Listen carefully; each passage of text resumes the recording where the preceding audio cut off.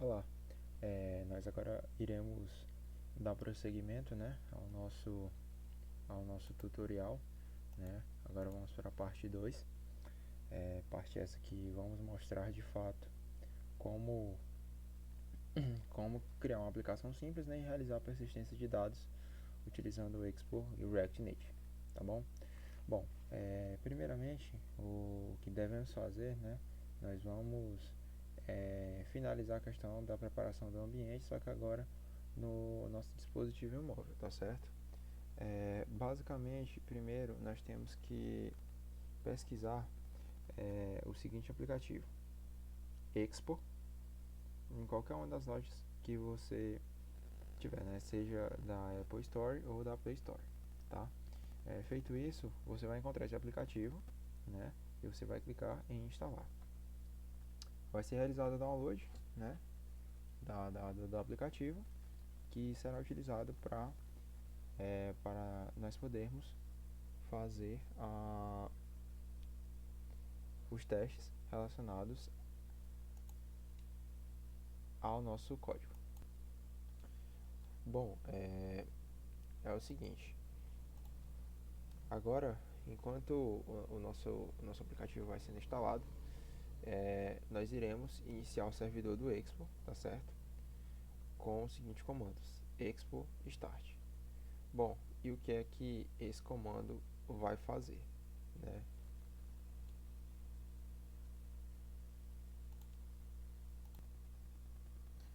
Bom, o que é que ele vai fazer? Basicamente, a ideia do Expo é rodar um servidor, né? Rodar um servidor que vai transferir um código JavaScript que nós vamos colocar aqui, né, no nosso computador para o dispositivo móvel através desse servidor, onde o aplicativo do Expo ele vai é, receber esse código, converter em código nativo, e aí de fato nós vamos poder testar a nossa aplicação, tá certo? Então, como eu falei para vocês, o comando que nós devemos dar é expo start, assim como vocês estão vendo aqui, para iniciar o servidor.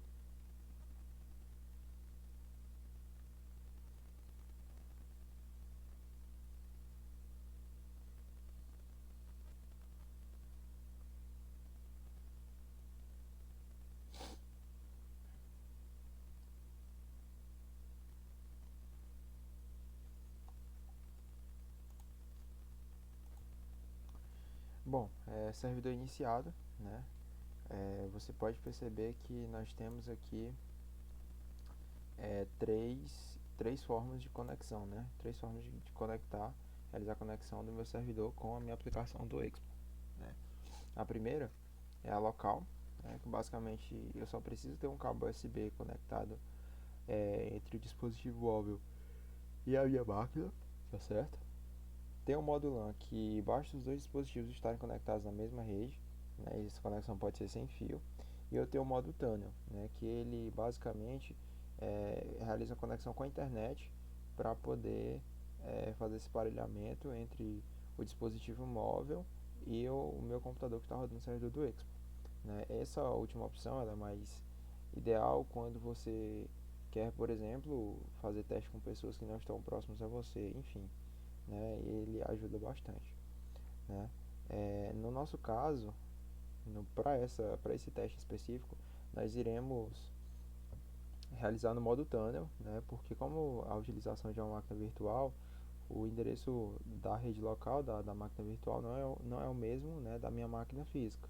Ou seja, isso vai acabar acarretando problemas e o meu aplicativo do Expo não vai conseguir encontrar esse servidor, né?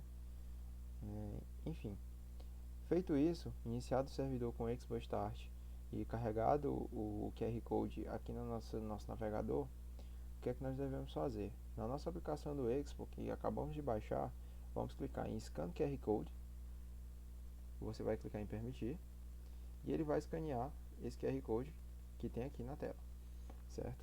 Basicamente, esse QR Code ele vai obter esse link que nós temos aqui em cima para poder realizar, né, a conexão com o servidor, tá certo? Então, agora é só aguardar, né, o servidor do Expo fazer o build, né, do bundle do JavaScript para poder vermos a nossa aplicação rodando de fato no nosso dispositivo móvel. Pronto, build concluído, né? Agora você pode ver aqui que nós temos a nossa aplicação, né, de fato e de direito rodando, né, no nosso dispositivo móvel, tá certo? A partir de agora eu vou poder mostrar para vocês e explicar um pouquinho como é que funciona essa estrutura do React, né? E para nós podermos dar prosseguimento com a nossa persistência de dados, tá? Beleza. Aqui a gente tem a nossa tela, né? A nossa tela principal, né? Ela basicamente é composta por componentes, né? E além disso, nós temos, além desses componentes na estrutura de uma tela, né? De uma função, de um componente, né? Eu posso ter estados, né? Estados esses que a cada mudança eles chamam o método, esse return desse meu componente, tá certo? Não sei se está ficando claro para você que está entendendo, mas é o seguinte: antigamente nós tínhamos uma forma de representar, né, cada componente como uma classe, né? E isso, com o decorrer do tempo, foram feitas melhorias em cima da linguagem de forma a tentar facilitar a vida de quem programa, né? E aí hoje temos basicamente só esse return, né? Basicamente é uma função que ela tem um retorno, e esse retorno é o nosso componente em si, certo? Então, o que é que acontece? Toda vez que qualquer variável desse meu estado mudar, esse return aqui vai ser chamado novamente, tá certo? E aí você me pergunta, por quê? Né? Porque toda vez que esse valor mudar, geralmente a gente usa estados para exibir valores na tela que eles devem ser mostrados a cada alteração, né? Então não tem como eu mudar o valor desse estado sem renderizar o componente todo, tá certo? Isso já é padrão do React e não tem como a gente alterar, tá bom? Com relação aos componentes básicos, nós temos as views, né, o text e vários outros, né? Mas nesse exemplo nós vamos usar o view, o text e o text input, né? Basicamente nós vamos ter uma pequena aplicação, né, que nós vamos ter um campo de entrada onde nós vamos digitar alguma coisa que nós queremos salvar, né, ou remover da nossa persistência de dados, tá certo? Então basicamente é isso. Perceba que o código que nós temos aqui, né, é exatamente igual ao que está sendo exibido no meu dispositivo. O Expo tem outra vantagem, que é o live reload, né? Se eu, por exemplo, alterar o texto aqui para, vamos lá, estamos estudando engenharia de software. Se eu salvar isso aqui, perceba que ele já alterou lá na minha aplicação, certo? Isso é uma grande vantagem também do React, não só do Expo, mas do React mesmo, que isso facilita bastante quando você está desenvolvendo, né? Enfim, a partir de agora, né, vamos a nossa persistência de dados, né? Foi feita a introdução básica de como funciona, né? E agora a gente vai botar nossa mão na massa, vamos passo a passo construir a nossa tela que vai armazenar e remover dados da nossa persistência local, tá bom? Bom, antes de continuarmos, nós devemos instalar uma dependência externa que nós iremos usar para fazer o armazenamento dos dados, né? Porque antigamente nós tínhamos uma biblioteca, né? Nós tínhamos um componente do próprio React Native que já fazia, né, todo esse processo, né, que era o Async Storage. Só que esse componente ele foi depreciado, né, há algum tempo e não é mais recomendado pelos desenvolvedores que nós usemos ele, né? Nós não podemos usar mais ele, não é que não podemos, mas não é mais recomendado, né? Então, com isso foi criada uma outra biblioteca, né, e vindo de outros, feitos por outros desenvolvedores, que nós vamos instalar ela agora. Bom, Nós iremos instalar, né, a biblioteca Async Storage do React Native Async Storage, tá certo? Para a gente poder fazer essa instalação, a gente precisa dar o seguinte comando: expo install @react native async storage barra async storage, tá certo? Esse comando é padrão, né, recomendado pela própria documentação do Expo, que qualquer dependência que você for instalar, você utilize o expo install ao invés do npm install, né, porque o Expo já vai fazer toda essa manipulação do gerenciador de pacotes por você, né? Então, para realizar essa instalação, basta você dar esse comando, dar enter e aguardar, né, que o Expo faça o download da dependência e a instalação na mesma. Bom, então continuando, né, vamos verificar, né, a instalação, se deu tudo certo. Vamos lá, instalação, pronto, né, nosso pacote foi instalado com sucesso, tá certo? E agora, para podermos utilizá-lo, né, nós vamos precisar fazer a importação dele, né? Mas antes de realizar essa importação, nós primeiro vamos montar a nossa tela, né, para depois fazer a persistência de dados, tá bom? Primeiro, eu vou adicionar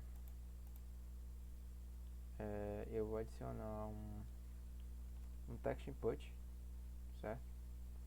Na minha tela, tá? Eu vou colocar esse text input aqui dentro da minha view, tá certo? Só que para poder usar esse text input, eu preciso de algumas coisas que eu ainda não tenho aqui, né? Que seria a minha variável onde eu vou armazenar o valor desse text input, né? E o que eu vou realizar a cada vez que o texto mudar, tá bom? Eu preciso de uma função para me dizer o que é que eu vou fazer quando o texto mudar, e eu preciso de uma variável para armazenar o valor do texto, né? Então, para isso, nós iremos usar do React uma função chamada useState, que ela serve basicamente para quê? Ela serve para armazenar, né, os valores, né, de variáveis, e ao mesmo tempo, toda vez que esses valores são alterados, ele renderiza novamente a tela, né? Ele vai recarregar todo esse texto em JSX que nós temos aqui, tá? Então, é muito simples para utilizarmos uma variável de estado, né, com useState. Basicamente, eu vou criar uma constante, né, que basicamente vai ser uma rede desestruturada, que eu vou ter lá, sei lá, vou chamar essa variável de dado, e vou chamar a função que vai alterar o valor dela de setDado, certo? Igual a useState, e vou passar o valor padrão para essa variável, que no caso seria um string vazio, tudo bem? Basicamente, essa função ela vai me retornar um array de duas posições, que a primeira posição é o valor, né, da variável, e o segundo vai ser a função que eu vou poder utilizar para realizar, né, toda a alteração dos valores. Certo, então feito isso, o meu text input ele está esperando agora que eu tenha uma variável, que eu mande uma propriedade, né, value, que vai ser dado, certo? Vai ser minha variável dado, e uma função através da propriedade onChangeText, tá certo? E basicamente eu vou mandar minha função, eu vou mandar uma função, tá certo? E nessa função eu vou executar a função setDado, tá certo? E essa função ela vai receber um valor, né, que é o valor que está sendo digitado. E aí aqui que está o pulo do gato, né? Eu vou pegar e vou armazenar esse valor que está atualmente no meu text input no meu dado, né? E aí você me pergunta, hoje, mas por que já que eu já estou recebendo aqui, por que eu tenho que mandar lá, enfim, por que eu não recebo só no final?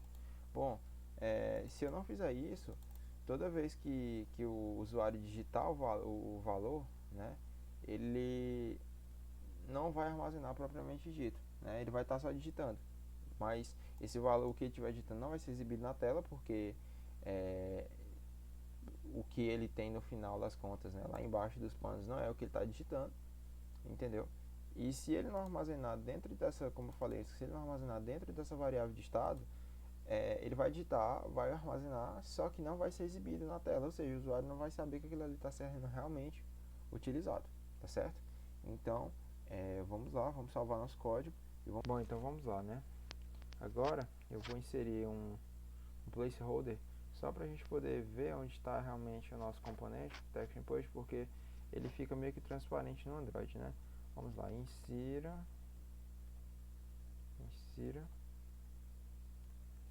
o texto aqui. Vou atualizar, pronto, você já viu que já apareceu lá. Insira o texto aqui, certo? Eu vou desativar aqui meu teclado, pronto. Você está vendo aqui, insira o texto aqui. Tudo bem, você percebe que se eu alterar qualquer coisa, ele já armazena direitinho, se eu apagar, ele volta ao normal, tá certo? Tudo bem, agora, o que é que nós iremos fazer? Agora nós vamos começar de fato a realizar a persistência de dados, certo? Agora eu vou importar o button, né, do React Native, e no caso aqui nós vamos ter dois botões. Eu vou ter o primeiro botão, eu vou ter o segundo botão, que um vai ser usado para armazenar, né, para armazenar o que eu estou digitando, e o segundo vai ser eu vou utilizar ele para remover o que eu estou digitando, tá certo? Então vamos lá. Preciso colocar um título, né, para o meu botão. Então para um vou botar o botão adicionar, e para o outro eu vou botar um botão remover. Vou salvar. Pronto. Eu vou melhorar um pouquinho essa tela. Eu vou, ao invés de deixar justificado no centro, eu vou colocar um espaço around. Pronto. Agora está mais bonitinho, né? Já dá para fazer algumas coisas, tá certo? Vamos lá. Além disso, eu vou colocar na USDT, estamos estudando engenharia de software, eu vou colocar um valor armazenado. Aqui nós vamos exibir o que eu tenho na minha variável, tá certo? Então, beleza. A partir de agora, o que é que eu vou fazer? Eu vou salvar aqui, vou mudar meu texto lá, tá? E agora eu vou adicionar uma função, né? Quando eu pressionar o adicionar, e uma função ao adicionar o remover.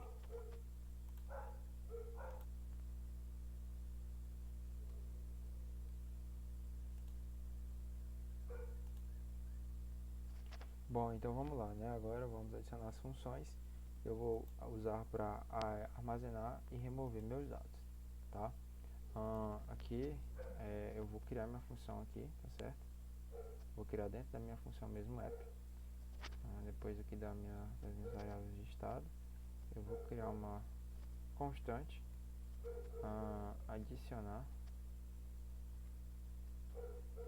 que vai ser igual a uma função, tá certo? Que vai fazer a seguinte coisa, que eu já defini, e vou ter minha const remover, que é igual também a uma função de callback, que vai fazer a remoção dos meus itens no async storage, tá? Beleza.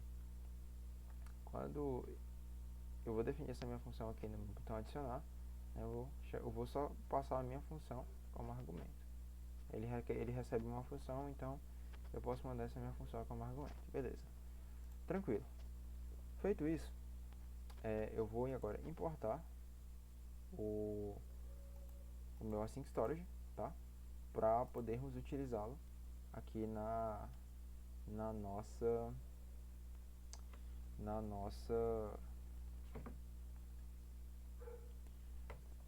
aplicação, tá? Então o que é que eu vou ter que fazer? Eu vou adicionar mais um dado, né? Const valor armazenado, que eu vou usar ele armazenado, que eu vou set valor armazenado. Eu vou usar essa variável para exibir, né, o que está sendo guardado no meu async storage, tá bom? Então, beleza. Basicamente, o que é que eu vou fazer? Para além de adicionar e remover, eu vou adicionar mais uma função que é receber, né? No caso, vai ser a função que vai ficar responsável por visualizar os dados, né? Então, vamos lá. Opa. Fazendo isso, eu vou primeiro agora implementar, né, o meu método adicionar, certo? Basicamente, o meu async storage ele funciona da seguinte forma: ele funciona como se fosse uma persistência de dados como um JSON, né, chave valor, né, só que ele só armazena strings, tá certo? Então é o seguinte, vamos lá, eu vou chamar minha função, né, a minha função adicionar, só que antes disso eu vou abrir um try catch aqui, né, caso tenha algum erro, eu vou dar um alert me dizendo o que foi que aconteceu, tá? Erro ponto string. Vou mandar o string do erro, né?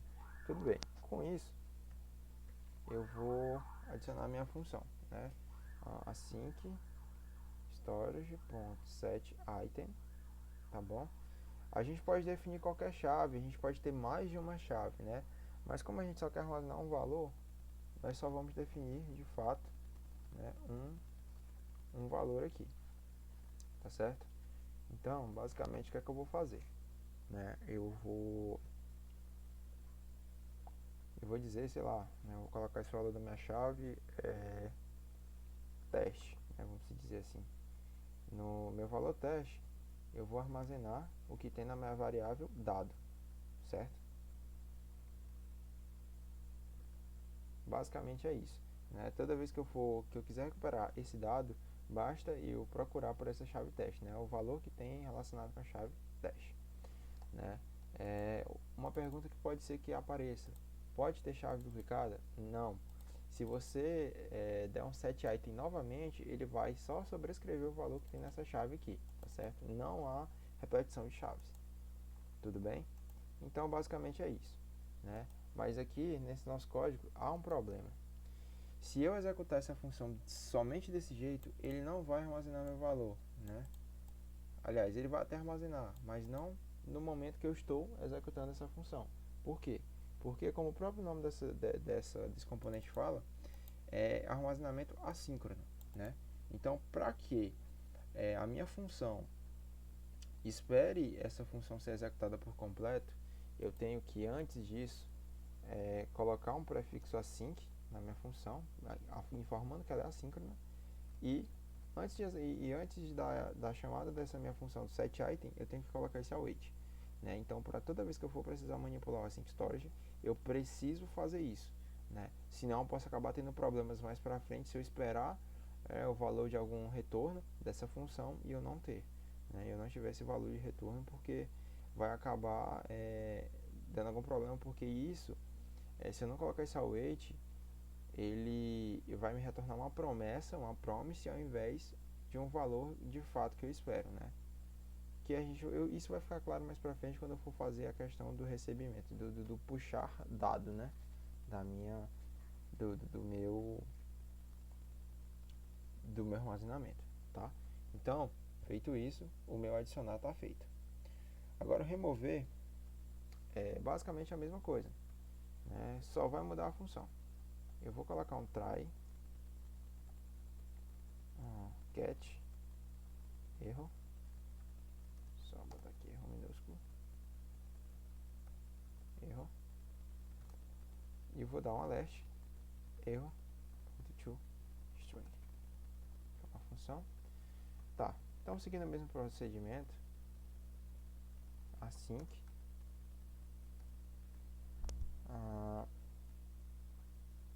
eu vou fazer o que? Eu vou fazer um await async storage ponto remove item e basta passar a chave teste, certo? Basicamente o que ele vai fazer é remover o que tem aqui armazenado na minha chave teste, tá? Se não tiver nada, se essa chave não existir no meu async storage, ele não vai se importar, né? Ele vai só setar um null na variável e vai deixar o armazenamento salvo, tudo bem? E por último, nós vamos fazer o nosso método receber, né? Para ele poder receber, né? Puxar o valor do async storage. Faço o mesmo try catch. Eu vou esperar um erro.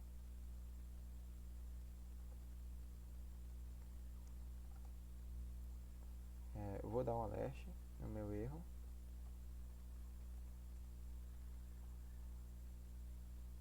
TreeString, né? É uma função assíncrona também. Que aqui agora tem uma pequena diferença. Vamos lá.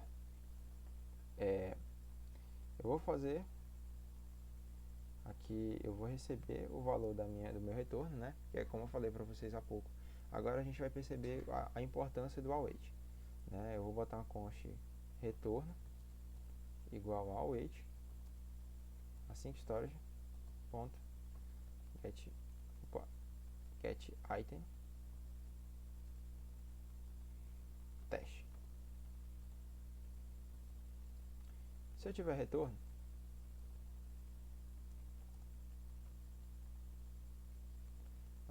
o meu valor armazenado vai ser o retorno.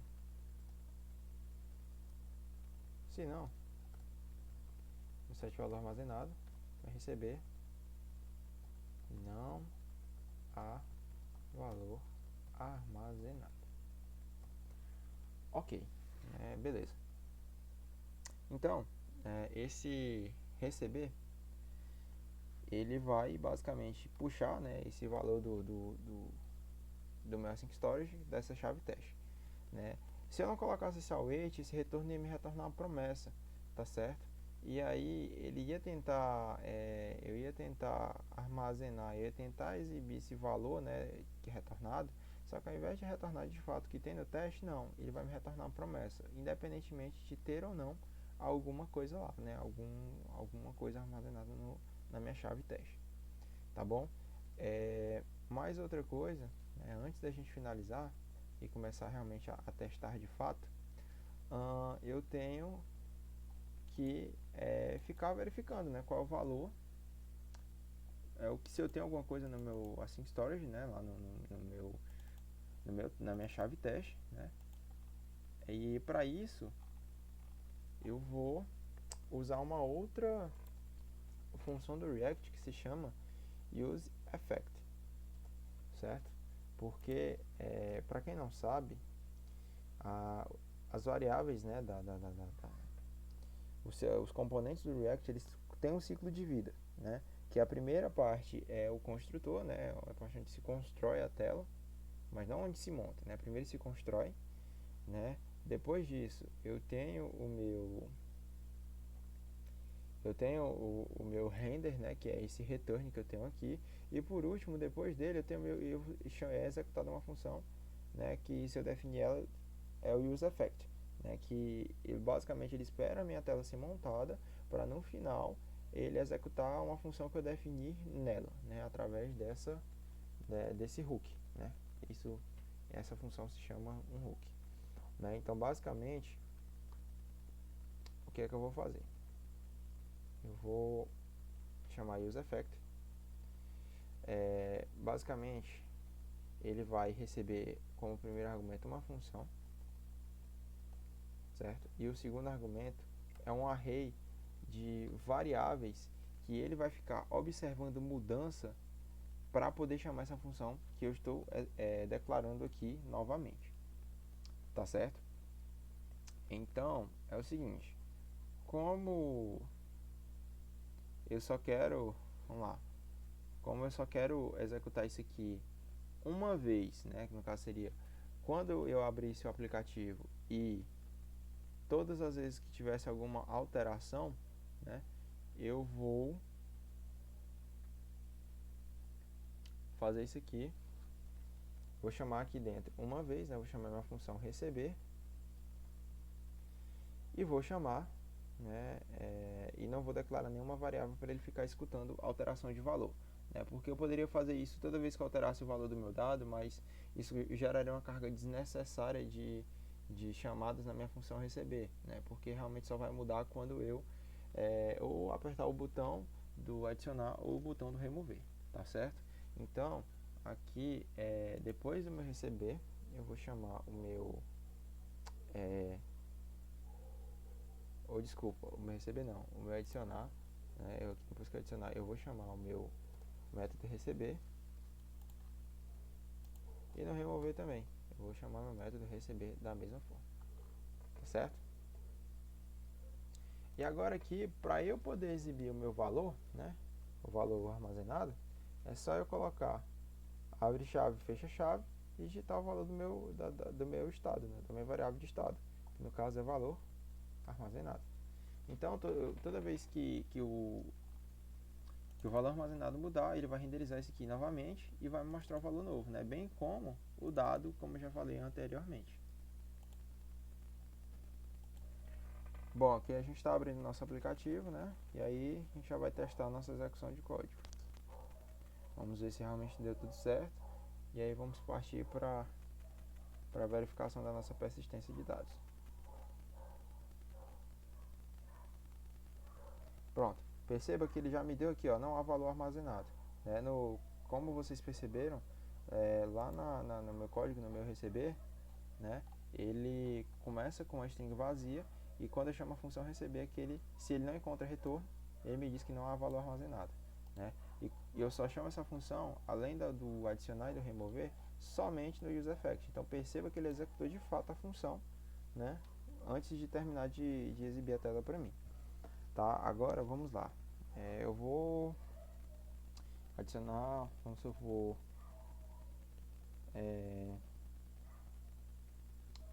sei lá, Java,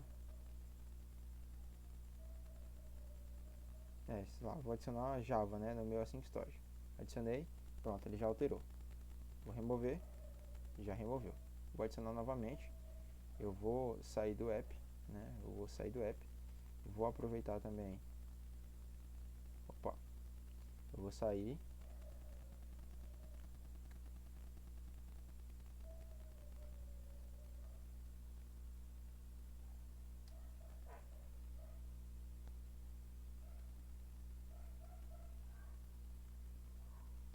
Pronto, beleza. Agora eu vou sair do app, tá certo? Eu vou fechar o app para poder mostrar que de fato ele está com dado persistido. Vou abrir novamente, ele vai recarregar, certo? E perceba que eu armazenei o valor Java lá, tá certo?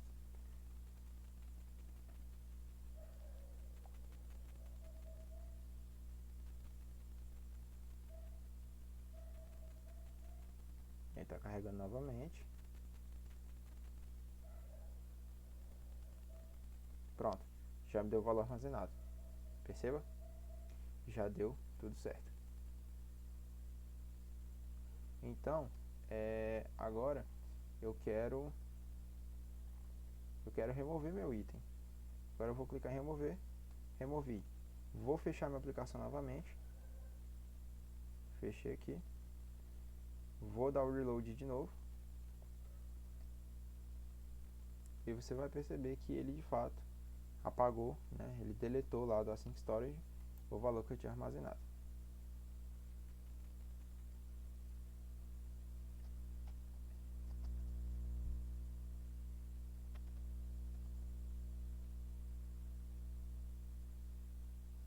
Pronto, perceba que realmente não tem valor armazenado, certo?